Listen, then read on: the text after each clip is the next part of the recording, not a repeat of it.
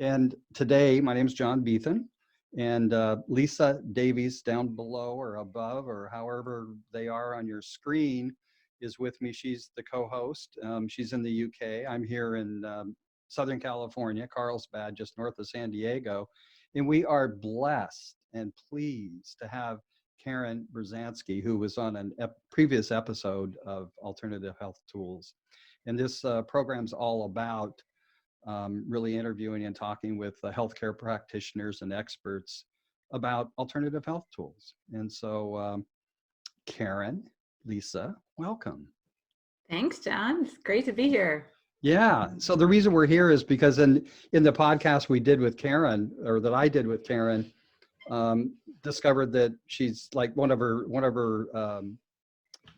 things in her toolkit is tapping. Now, and I've known something about tapping, but I also know there's a whole lot of people tapping that, quite frankly, it's kind of casual and they don't really know what they're doing. But I happen to know Karen well enough to know that she knows what she's doing.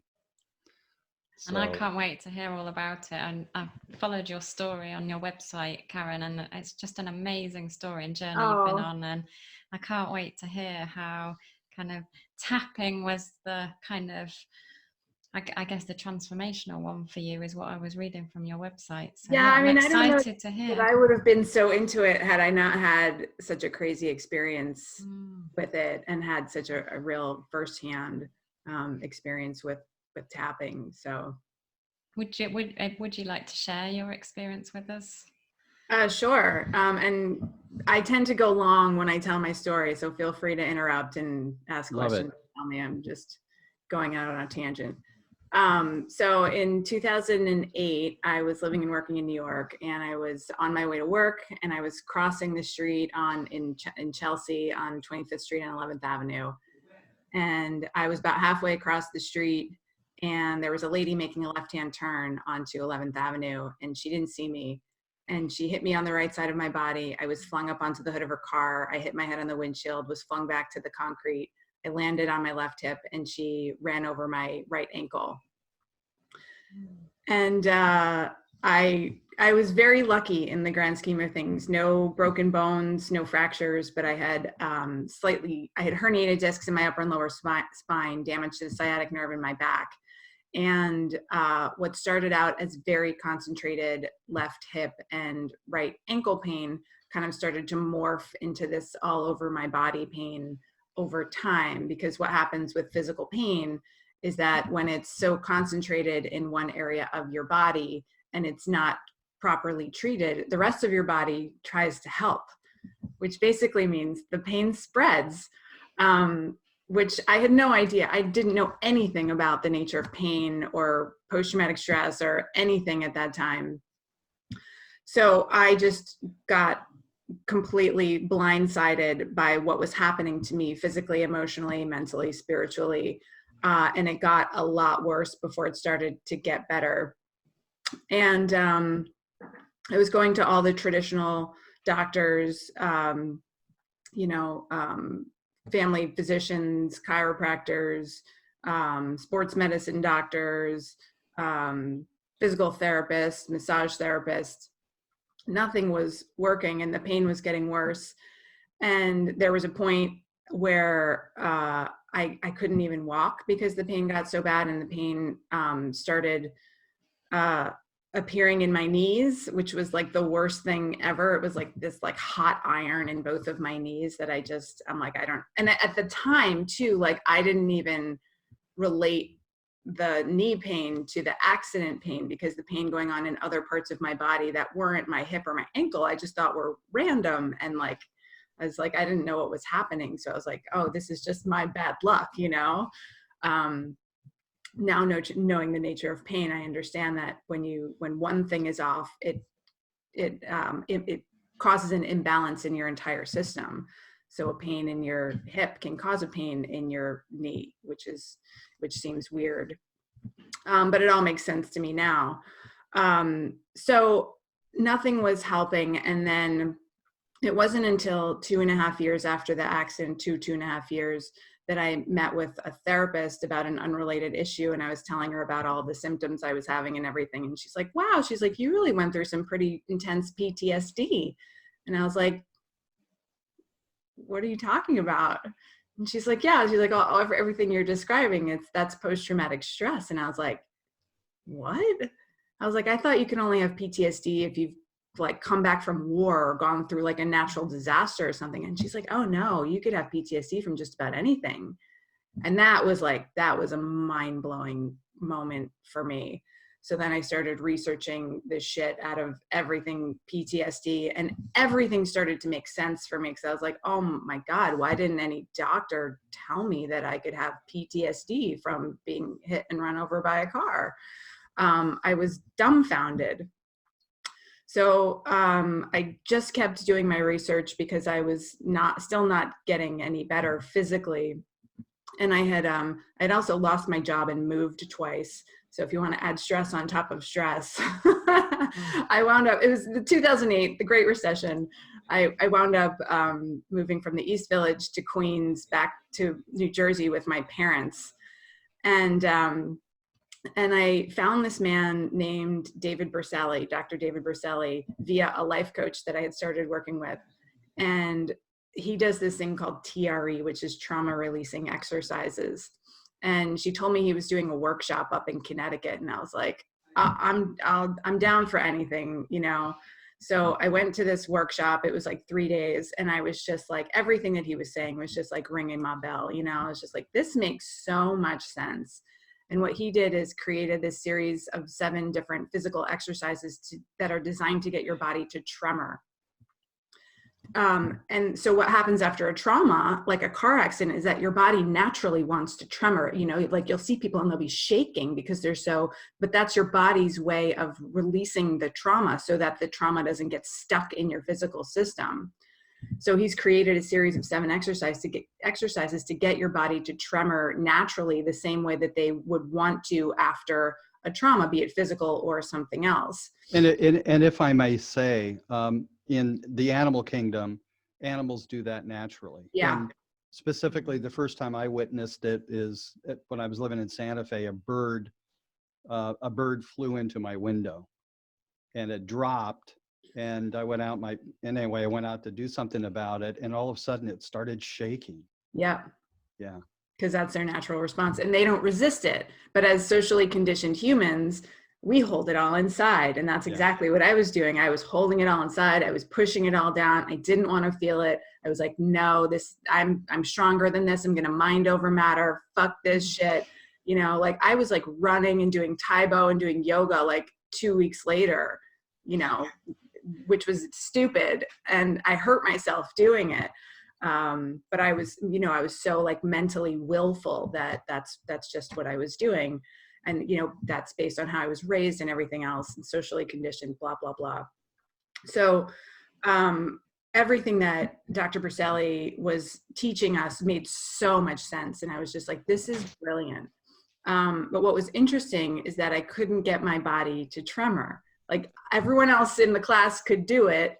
And I was just like, I'm laying on the floor, like waiting for my body to like have this magical like release moment. And I'm like, I'm just kind of like this. I don't know if I'm just like shaking my legs or if, you know, if I'm actually shaking, but I feel like there's so much science behind this and everyone else seems to be able to do it. And he showed us all these videos, and he actually showed us a video of ducks, you know, like how when they get in a fight and they just shake it off and go in opposite directions. And shake it off. I like that. Yeah, like Taylor Swift. And if you ever have a chance to work with David, like he's one of the most compassionate, wonderful, extraordinary humans that I've ever met walking. Well, we'll make sure to look him up and put him in the show notes. Yeah, too. He's just fantastic. And I was so enamored with him and his teaching that I decided that I wanted to like try again. And I found out that he was going to be teaching a workshop at Esalen like a month later, like a 6 or 7 day in-depth workshop. And I was like, I need to get more into this and see if I can really, you know, get my body to shake. So I went to this workshop, and once again, you know, first 48 hours I was there, couldn't get my body to shake. And not only was that like a physical like bummer for me, but it was like, there were so many things at that point, and this is like 4.5 years later after the accident happened, but it was like psychologically, like it hurt for me because there were so many things that I felt like I had to stop doing or that I could no longer do because of what happened. One of which was do yoga, which was a big thing for me as well. I went through a teacher training right after the accident, which was also not the best time to do a teacher training. But I'm so glad I did it. But again, like it was like another thing that on the list of things now that I couldn't do was fucking shake in a room with other people while I was laying on the floor. And I was just like, and I was just devastated and I felt broken. And so there was a guy on my retreat who was an EFT master, and he heard my story and he was like, do you want a session? And I was just like, fuck, I'll try anything, even like tapping on my face, like, let's do it, And I had heard of tapping a couple of years before that, maybe a year and a half or so before that. I found it on the internet. I'd like printed some stuff out. I tried to do it myself. Nothing was happening. I didn't really understand it. There seemed to be science behind it, but I was like, I'll get back to it. It sounds sound, but I don't think I'm doing it right, or it doesn't work. So I don't know which is the case, but I wanted to get back to it. So this guy asked me if I wanted a session. I said, sure. At that point, I was just like, I will try anything to get rid of this physical pain. And also at that point, I understood, based on David's work and other work that I was reading about PTSD, that the physical pain had an emotional component. And that if I didn't let myself feel the emotional component, like, then I might not ever heal. And I didn't know that for sure, but like that was the theory that I was kind of playing with at the time. So I go and have this session, and it was 4 of us in a room with this man. His name was Victor Lee Lewis. He actually works up in Northern California. And he took what felt like 4.5 years of physical pain and emotional turmoil and trauma and completely neutralized them in the course of like 60 to 90 minutes. And I wasn't pain-free at the end of that session, but what happened was, like, at the beginning of that session, he would ask me, and this is something that, tapping practitioners do at the beginning of their session, they'll ask you, like, what's the intensity on the thing that we're working on? So he had me imagine like a movie of the accident in front of me. And he's like, look at the movie and rate it on the 0 to 10 scale, 0 being no charge at all and 10 being like all the charge in the world. And I'm like, it's like I couldn't even imagine it without like crying. And I was just like, it's like a 10 plus, like it's a 10 plus. I can't even, like, I could barely look up at the imaginary scenario without like having that visceral reaction in my body. And then by the end of the session, he asked me again, and it was a 0. I had gone from a 10 to a 0. And one of the interesting things there, like before, like when it was at a 1, he's like, go back and like look for any other thoughts or memories or things that might be still there. And I just closed my eyes and tuned in for a second, and I realized that I had the thought, I thought I was gonna die. And that, like, literally that thought had never come into my conscious awareness until that point. And I was like, oh my God, I'd been holding that thought inside of my body for 4.5 years, that I thought I was gonna lose my life in that moment, in that split second. And I didn't realize it until that moment at Esalen in that tapping session. And that was like another release for me. And I was like, oh, and then we tapped through the point saying, I thought I was going to die. Oh my God, I thought I was going to die. I thought I was going to die. I thought I was going to die. And like, it just started to lessen and lessen the charge around that phrase and that thought. And that's what we were doing throughout the whole session, is we were taking various parts of the experience that were super charged up for me and then just tapping through them. And I was feeling it.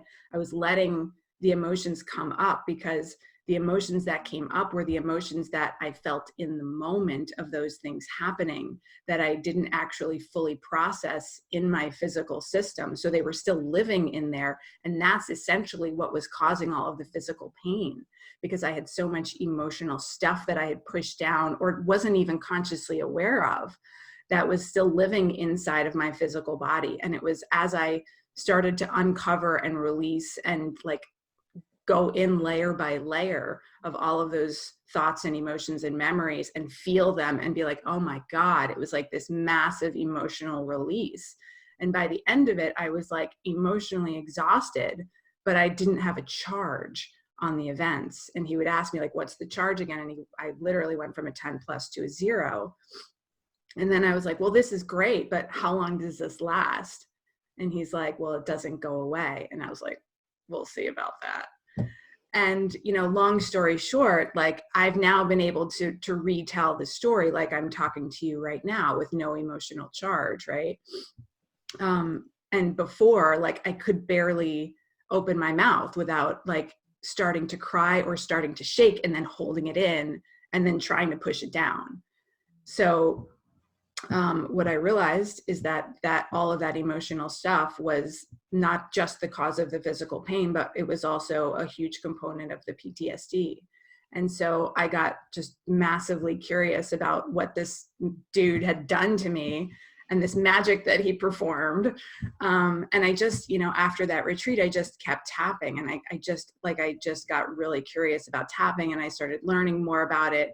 And then I was tapping on various aspects of other things that had gone on in my life and related to the accident and not. And, you know, over time, I've released about 90 to 95% of the chronic physical pain with just tapping and modalities that kind of are complementary to tapping. Yeah, John? Yeah. And so Lisa, if you have a question, raise your hand too. So have you done any myofascial release work at all? I actually just started doing that, like within the past like 8 months, maybe. Okay, good. Yeah, I went to a structural integration therapist when I was in New York, but I only did like 2 sessions with him because he was super expensive. And I just started working with someone here in California. Okay, so I was going to mention it because I was going to look it up, but I don't remember what episode number. But Tara Tylicki, I was honored to have on the podcast a couple of years ago. So, and this is somebody who everybody had tried to get on their podcast or CBS, so that's what she does, and she's. I'm just going to say it. Do you know who John Barnes is? Mm-hmm. Okay, so she's kind of like one of John Barnes' like star pupils. Yep. She has an amazing story. I will stick the link to that episode in the show notes, but also I'll send it to you directly. Yeah. All that stuff is so complimentary. If you're looking for somebody that's extremely gifted, and she's been doing it since she was 18. Wow. And traveled all over the world and studied with these people and shamans all over the world. Wow. You know, Australia, Tibet, everywhere.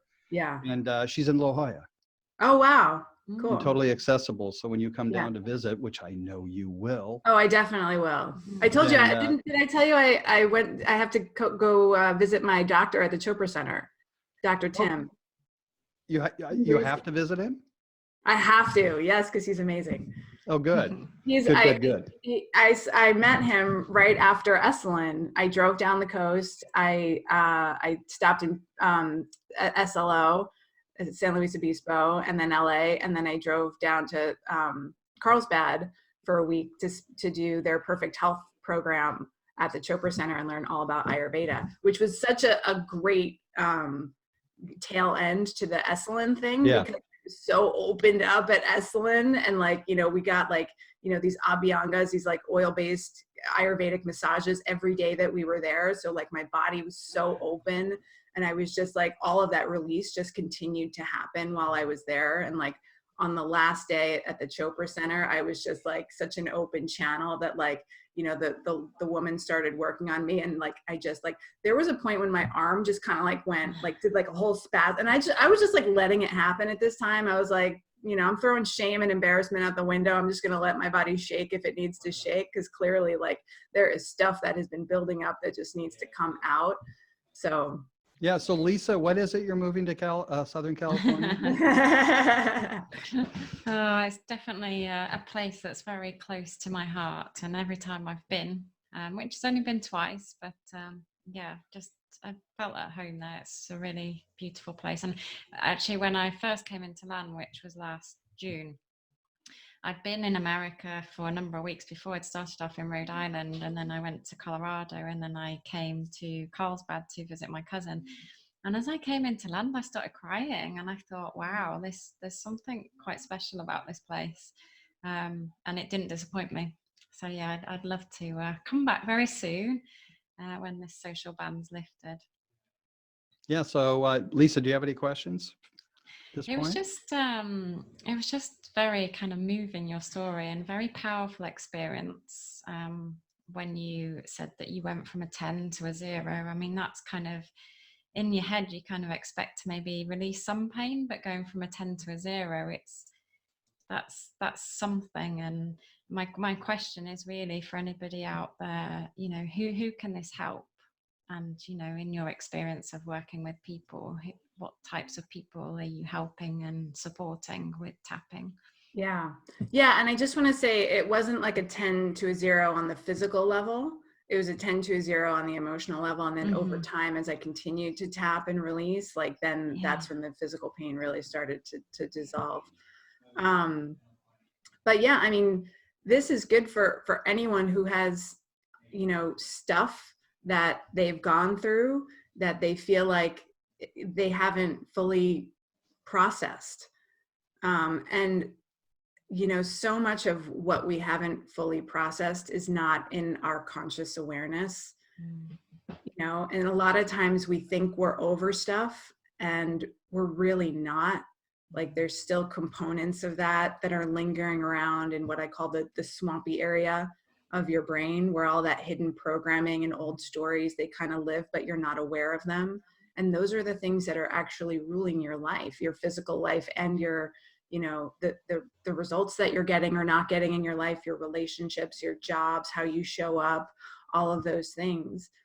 Because we have old stories that we're holding on to and old beliefs that we're living into that we don't even know, that we made up a story about a thing that happened, and then we put on the lens of, you know, the interpretation of that story, and that's now what we're living into. Little do we know. And then we say, oh, I'm stuck in my business, I can't seem to move forward, or I can't get into a relationship, I don't understand what's happening, or I keep attracting the same kind of job or business or partnership or whatever, and I don't know why. It's like, well, there's got to be something back here that's not resolved completely, that's holding that belief and that story that you created to put on that lens of the worldview that you're now living into, that you put on those glasses, and you don't even know you have those glasses on.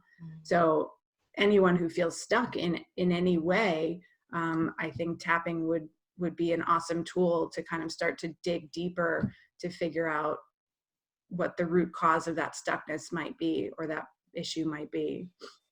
So anybody, basically. Anybody and everybody who's ready. You want to get into it a little bit deeper? I mean, we've got a chart ready to go up if you want.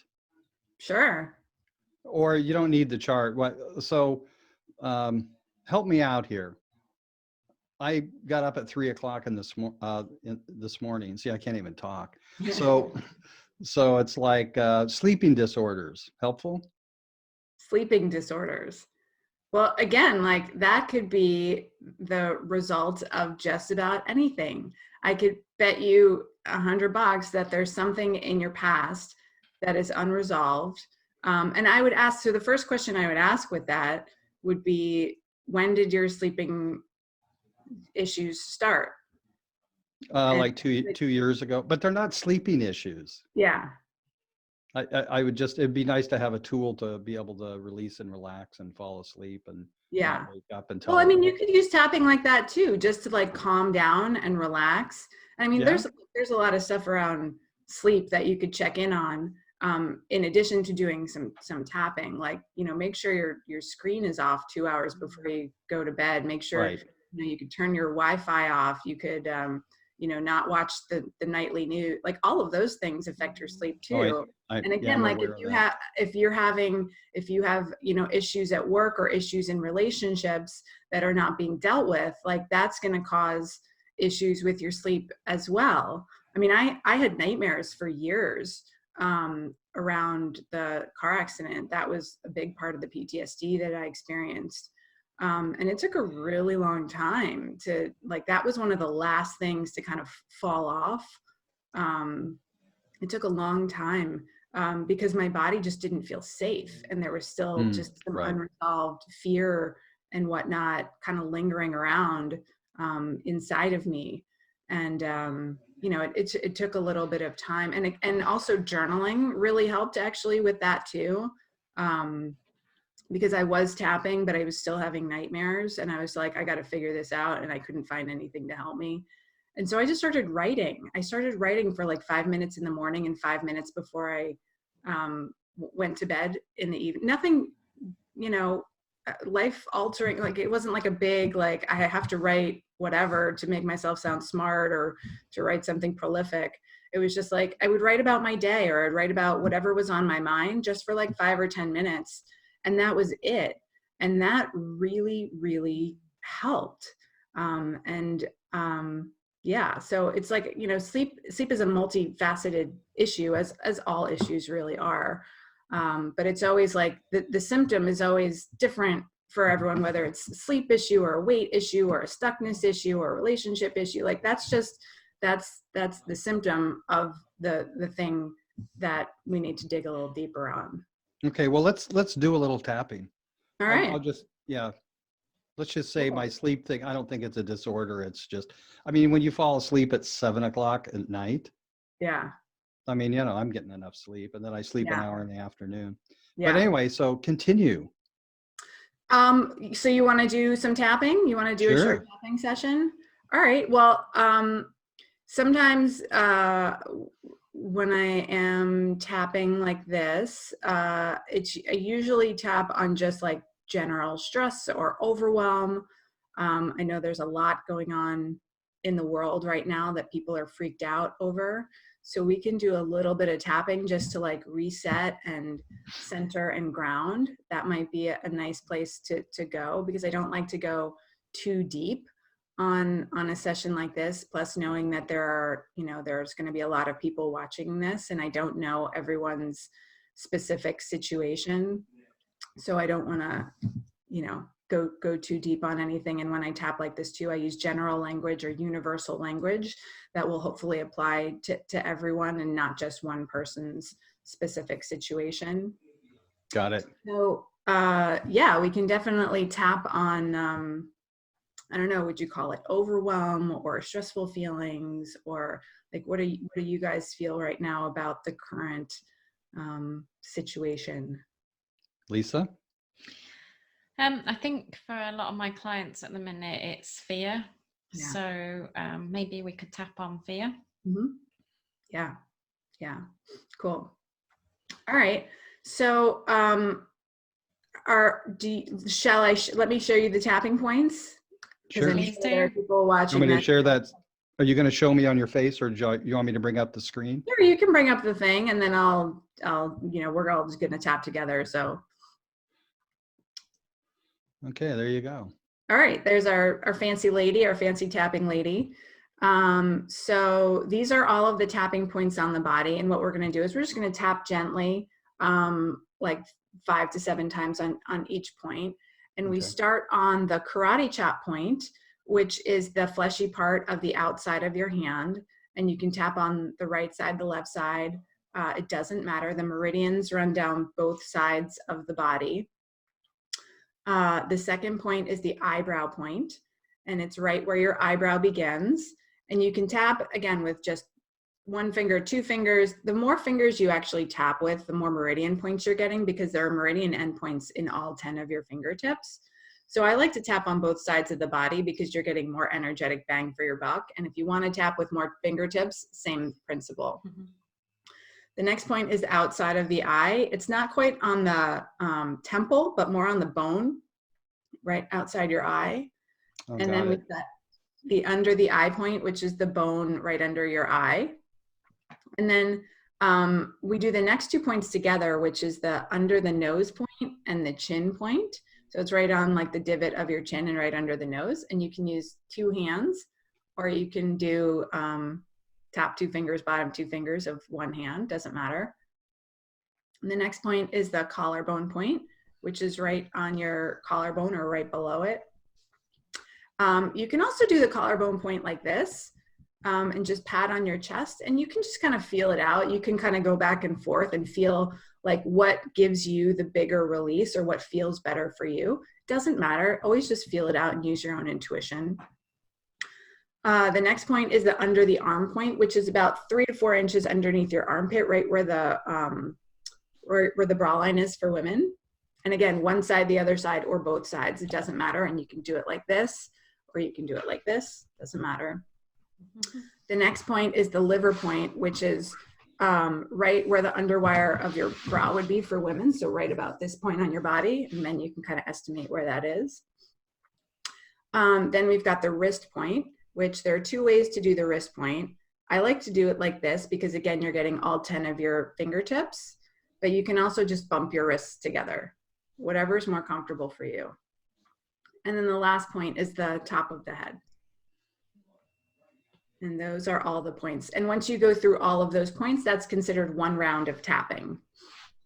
So what that's doing on a physiological level when we're tapping is that we're actually sending a calming signal to the amygdala in the brain, which is where the fight or flight center is housed. So when we're out of sorts, in fear, overwhelmed, etc., that usually means that our fight or flight center has been triggered, and we're in what I call freaked out brain.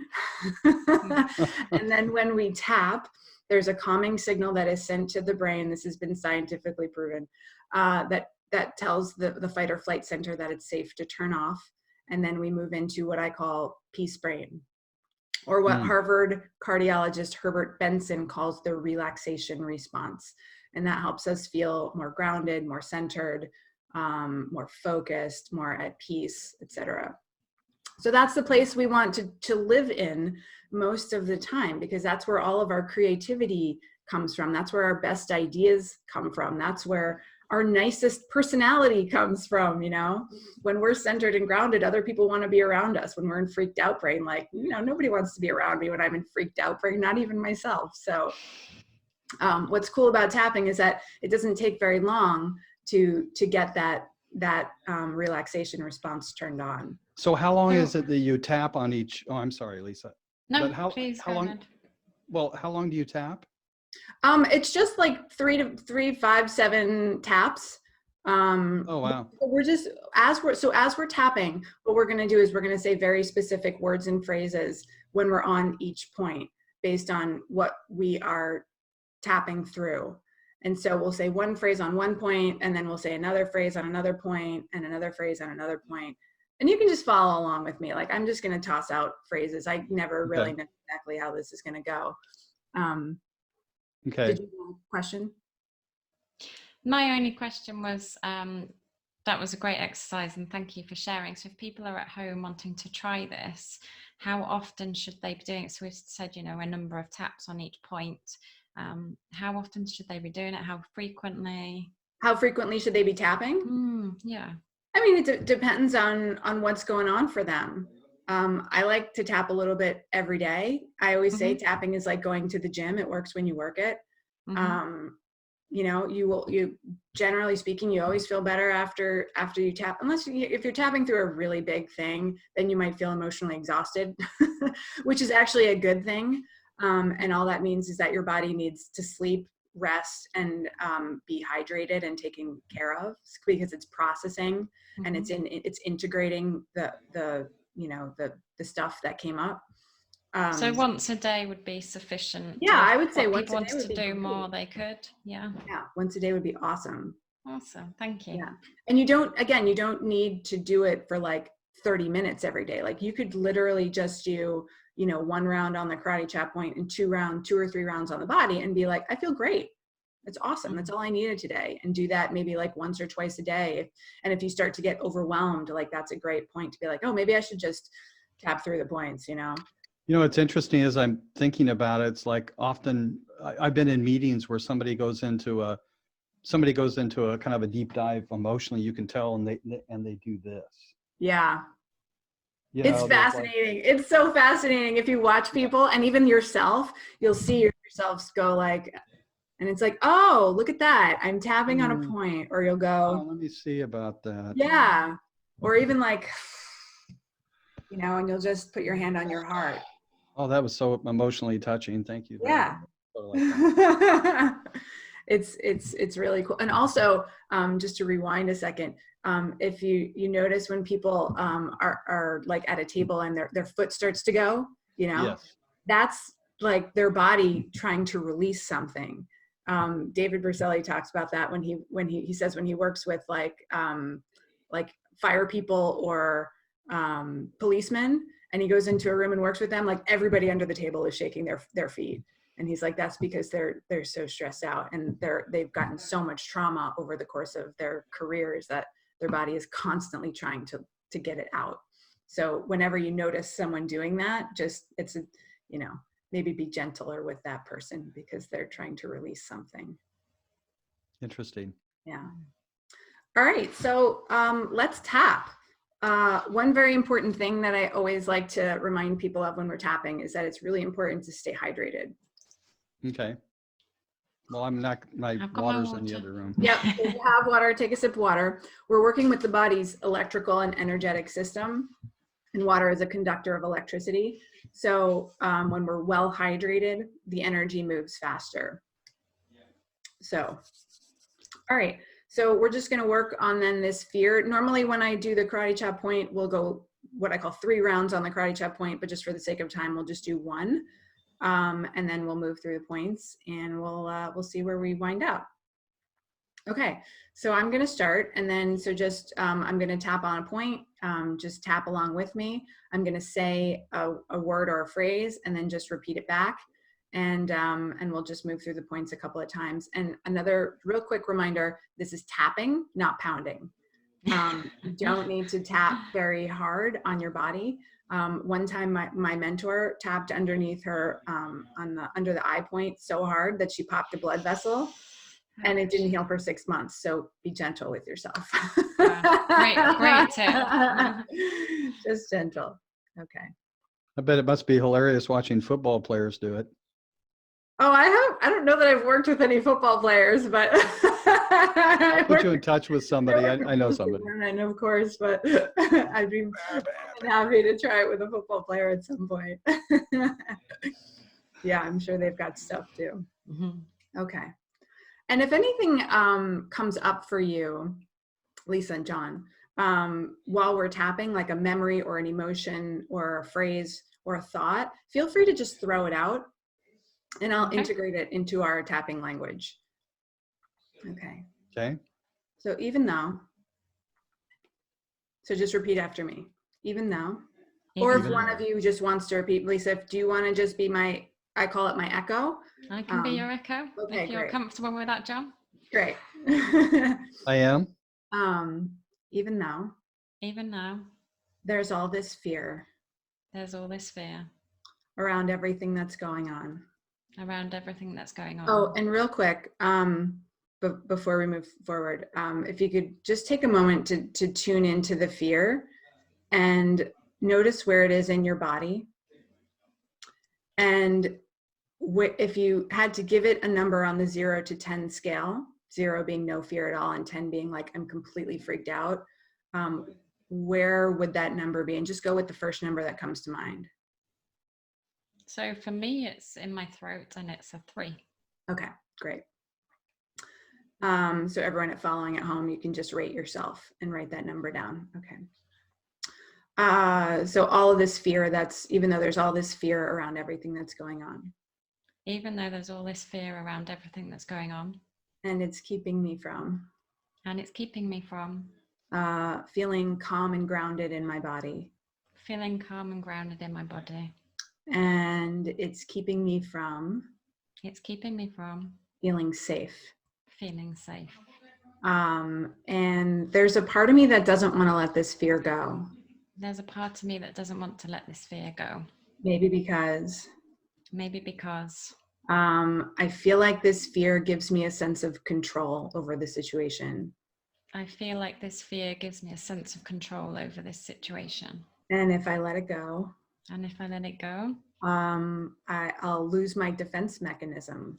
I'll lose my defense mechanism. And maybe I don't want to let this fear go. And maybe I don't want to let this fear go. Because this is the only way I know how to do things.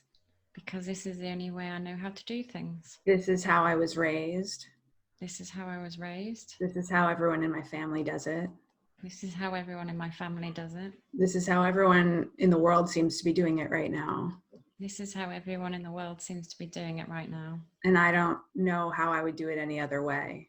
And I don't know how I would do it any other way. And I really want to get to the bottom of this. And I really want to get to the bottom of this. And I want to love, honor, and acknowledge all of my parts. And I want to love, honor, and acknowledge all of my parts. Especially the ones that are in so much fear right now. Especially the ones that are in so much fear right now. For whatever reason.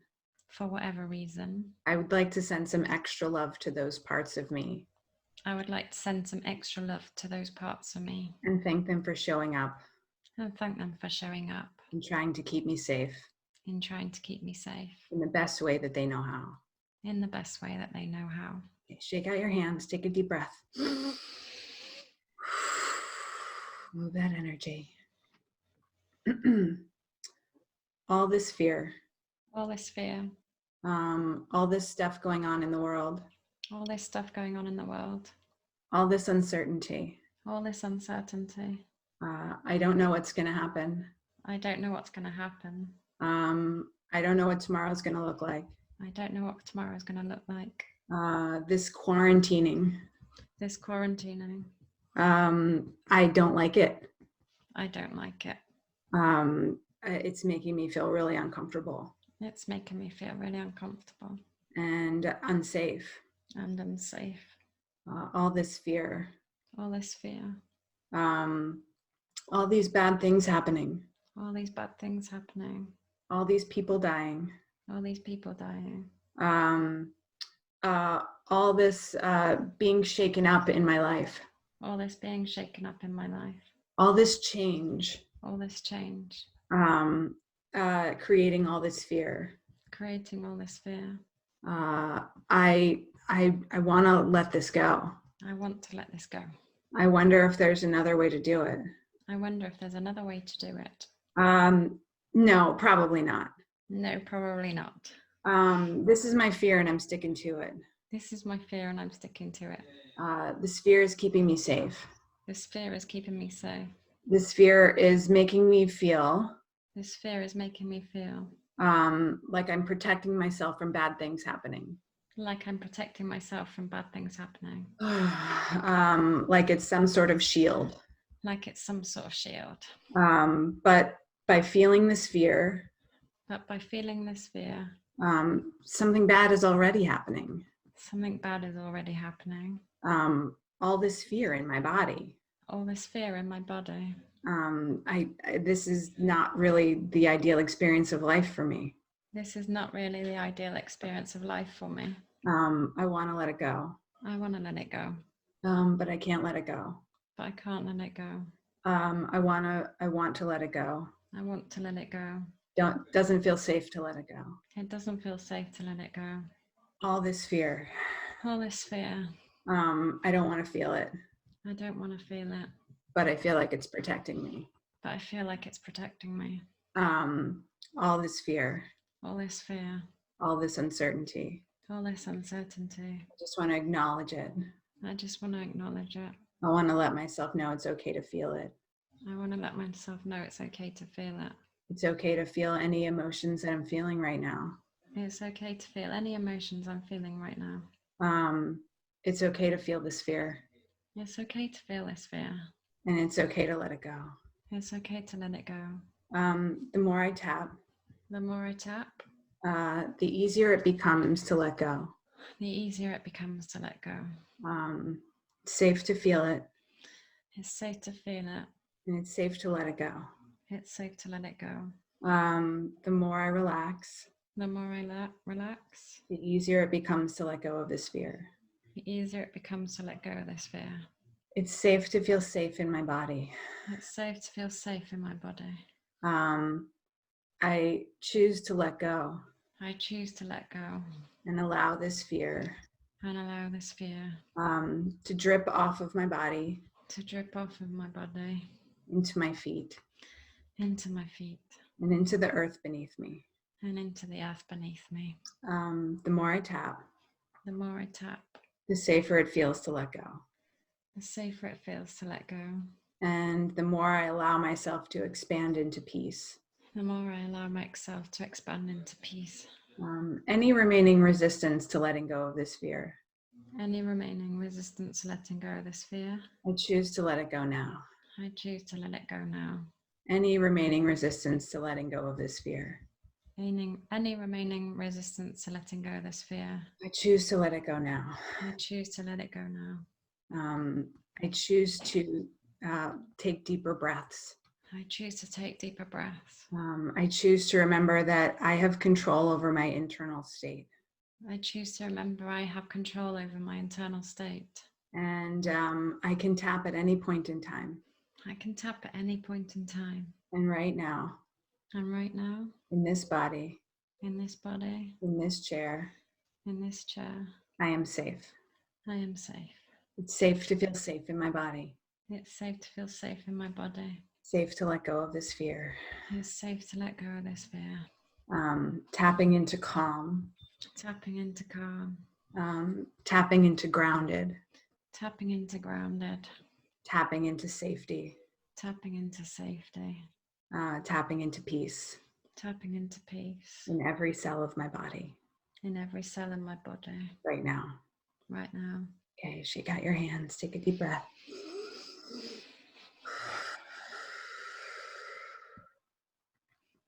And just tune back into that energy.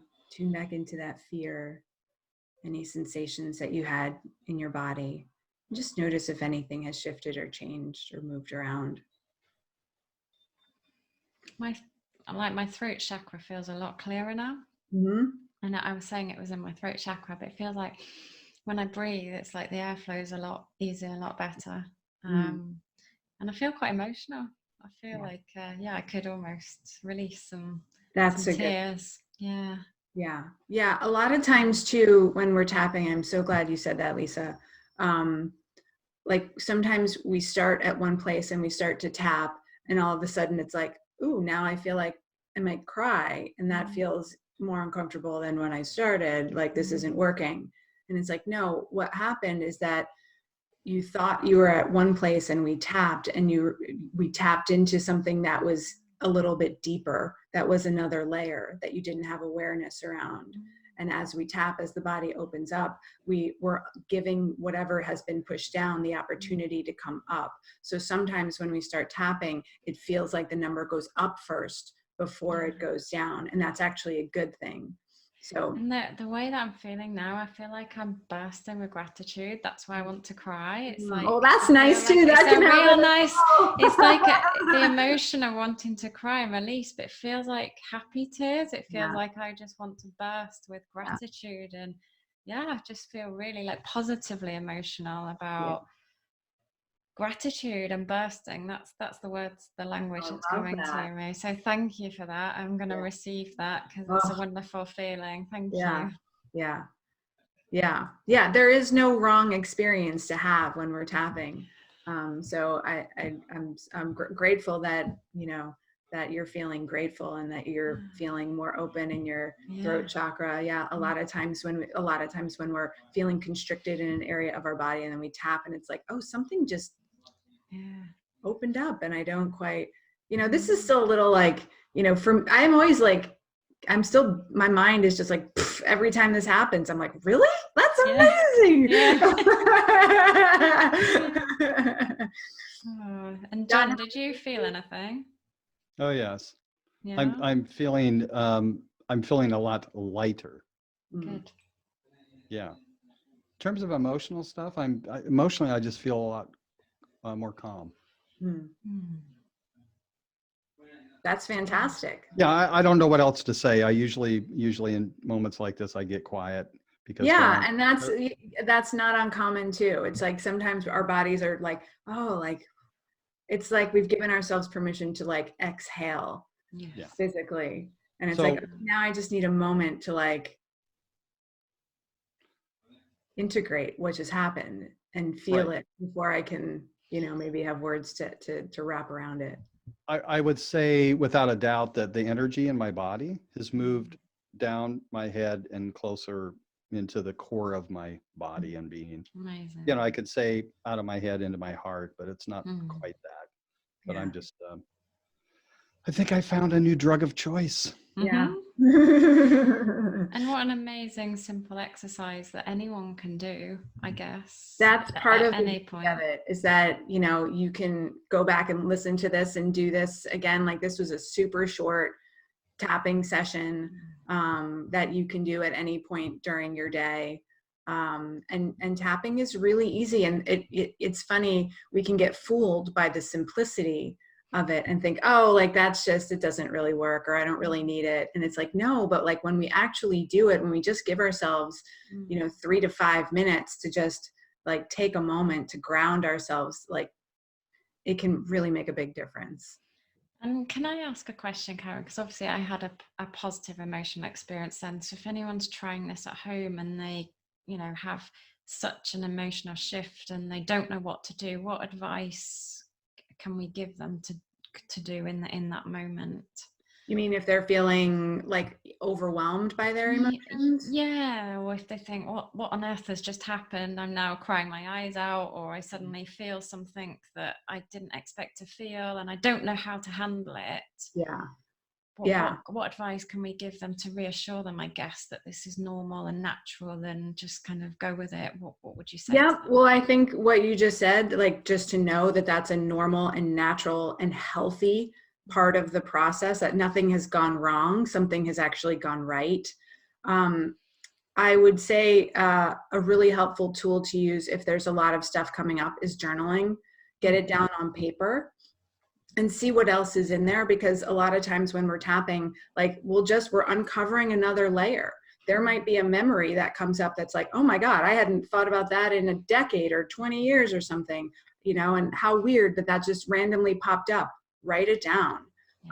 That's an indication that might be the direction that you want to head in with your tapping. If it's something that feels like a big thing in your life that feels a little scary to move into, that's where I would recommend working with a coach and not trying to do all of that on your own. There's no way that I could have like tapped through all the accident stuff on no way. I didn't know enough about the tool, and like I was too in it. If you're too in your stuff, like it's very hard to kind of get to the root of it on your own. So that's where a trusted coach would come in handy. But in the interim, definitely writing, making sure you're well hydrated, taking care of yourself, going for a walk, keeping that energy moving in any way that you can, and getting a good night's sleep. Great top tips, and thank you for sharing. Yeah. John, do you have anything to add, or are you still in your chilled, calm energy? I'm pretty chilled right now. I'm trying to remember this woman's name. There was a special about a week ago, and it's an older woman. She's in her 90s, and she's, she has a dance troupe in New York City. I don't remember her, but they interviewed her and they just asked her, how do you stay so young? And she's in her chair moving around and doing all this stuff. And she says, I keep moving. I don't stop. So for a lot of people, I know that, being quarantined, it's pretty important to remember to get out and go for hikes and go for walks. Yeah. I try to put on about 3.5 miles of strictly walking every 2 or 3 days. Yeah. And also, I think it's important right now to acknowledge that this is a challenging situation, and we're in the middle, like we don't even know where we are in it, but we're in it. It's not something that has come and gone and passed and now we're all like on the other side. It's like, no, we're all in it right now. Yep, There's we are. still a tremendous amount of uncertainty. And that's why it's important to continue using tools like this every day, because this is the biggest global event that we will probably, hopefully, experience in our lifetime. And it's scary and it's challenging. And I think acknowledging that is the first thing that is the most important thing, and not trying to be like, no, I'm fine. I'm totally fine. It's all good. Like, I'm just, doing my work and doing my stuff. And then all of a sudden one day it's like we have a breakdown, because we're denying the reality of our experience. And that's when we either break down or we yell at a spouse or we kick the dog, or, the emotions come out. They find a way to come out. It's like when we don't really acknowledge what's genuinely going on, it's like holding a beach ball underwater. Eventually that beach ball is going to come up and smack you in the face. And then it's going to, it's going to ripple out to the other people in your life. So I think acknowledging that this is just a challenging situation right now, and all of the emotions that come up are okay. And just, being aware that, today I might feel angry today. I might feel sad today. I might feel great today. I might feel refreshed and rejuvenated and charged up and productive today and excited. And all of those things are okay. And it's like, as we tap, we're just giving ourselves permission to continue that flow that's happening right now, and not, put a clamp on what it is that's really going on inside of us. And it's true to everyday life, isn't it? Even it is when we're working and busy lives, whatever people do. Yeah, there's always an element of uncertainty, or the fear that's could right. creep in, and it's how we deal with it, isn't it? So tapping is actually a great tool to just employ every day. Like you say, it should become part of our our daily routines. Like, we get up in the morning, we take a shower, we brush our teeth, we eat. It should almost be part of our daily routine, really, shouldn't it? Of self-care and exactly like you say, is if you've got something deeper going on, then go and work with a specialist in that field to support you on that journey, because sometimes there are some deeper issues going on, and it's okay to reach out for that support. And we're all human beings. We've all had a life, a story, and a journey, and I think it's impossible for anybody to come out, kind of unscathed and say, I've had an amazing journey. My life's perfect, because we've all experienced things. And one of the things you said earlier, Karen, was we hold them in our bodies, don't we? And unless we find a way to release them, they're just going to that energy is going to get stuck. So tapping, it sounds like a real easy tool for people to just employ on a daily basis.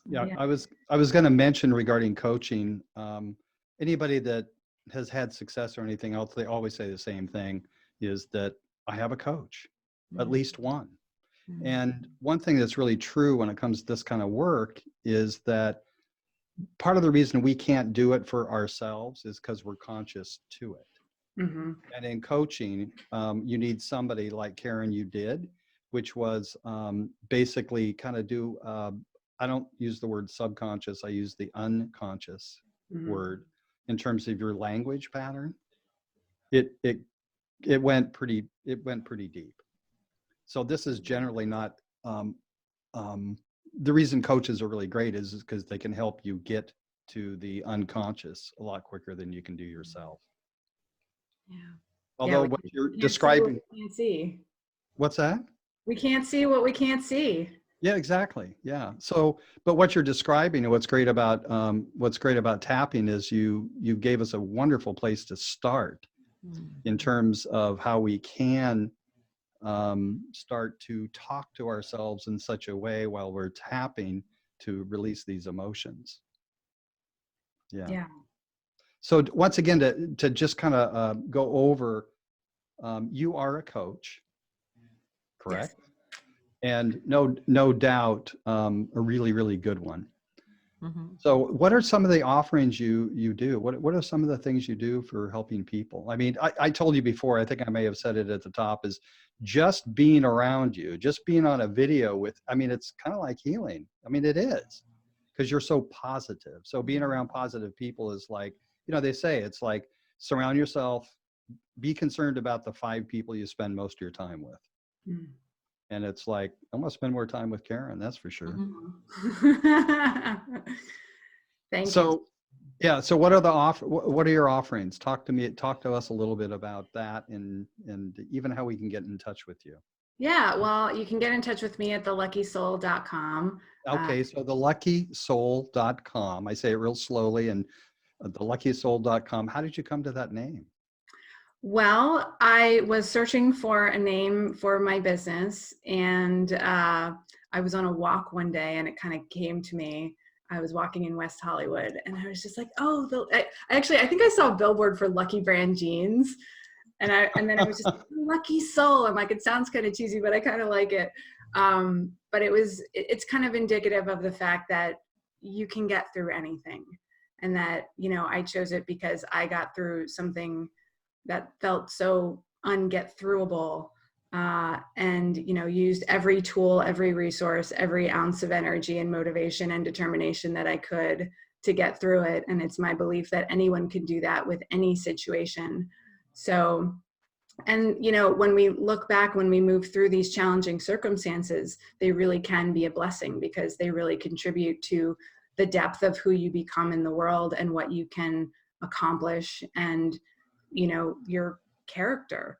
And I don't think that, I would trade that for anything at this point. So if I can look back at gratitude, at something so seemingly horrific that happened in my life, and use it now rather than have it using me like it was for so long, that's where I feel a tremendous amount of gratitude and luckiness, if you will. Yeah, a lucky soul. And it's like you too can be a lucky soul. Huh? Yes, and it's all about how you make your mind up to be and to look at your situation. It's about the perspective that you choose to take, because I could have said, like, this is the end of my life and I'm going to be in pain forever and blah, blah, blah, blah, blah. And it's like, no, I made a different choice, and then a different choice, and then a different choice. And those series of different choices led me to a different life. Mm-hmm. And that's possible for anyone. I'm not special in that regard. Mm-hmm. Very inspiring lady, Karen. Thank you. Anything else anybody wants to say? Just thank you very much. I've really, really enjoyed it, as I'm sure many of our listeners will enjoy it. And yeah, really lovely to meet you, and enjoyed spending time with you. And thank you very much.